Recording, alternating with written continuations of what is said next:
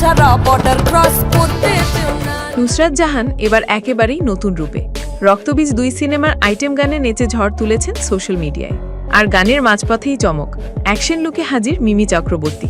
আজকের ভিডিওতে জানাবো গানটি নিয়ে সবকিছু। সঙ্গে থাকছে রক্তবীজ 2 সিনেমার মুক্তির তারিখ, কাস্ট আর গল্পের ইঙ্গিত। আমার সিগন্যালে দাঁড়িয়ে যায়। 22 আগস্ট মুক্তি পায় রক্তবীজ 2 এর আইটেম গান অর্ডার ছাড়া বর্ডার পার করতে যেও না।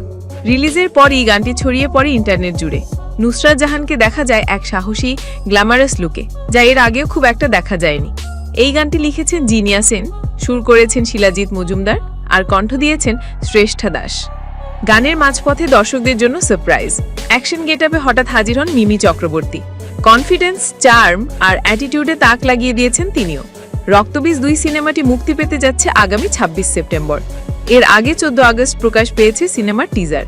সিনেমার গল্প আবর্তিত হয়েছে ভারত বাংলাদেশ প্রেক্ষাপটে, যেখানে রয়েছে রহস্য, অ্যাকশন আর দেশপ্রেমের ছোঁয়া।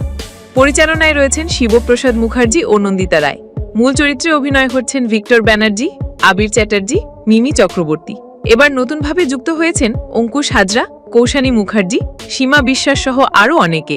এই তারকা বহুল কাস্ট নিশ্চয়ই সিনেমাটিকে আরও আকর্ষণীয় করে তুলবে। আপনার কি মনে হয়, নুসরাতের এই রূপ দর্শকদের মনে জায়গা করে নিতে পেরেছে? আর রক্তবীজ 2 কি পারবে আগের সিনেমাকে টপকাতে? নিচে কমেন্টে জানাতে ভুলবেন না। ভিডিও ভালো লাগলে লাইক দিন, বন্ধুদের সঙ্গে শেয়ার করুন আর নতুন এমন সিনেমা আপডেট পেতে আমাদের চ্যানেলটি সাবস্ক্রাইব করতে ভুলবেন না। আবার দেখা হবে অন্য এক ভিডিওতে। ততদিন ভালো থাকুন, সুস্থ থাকুন, সিনেমার সঙ্গে থাকুন।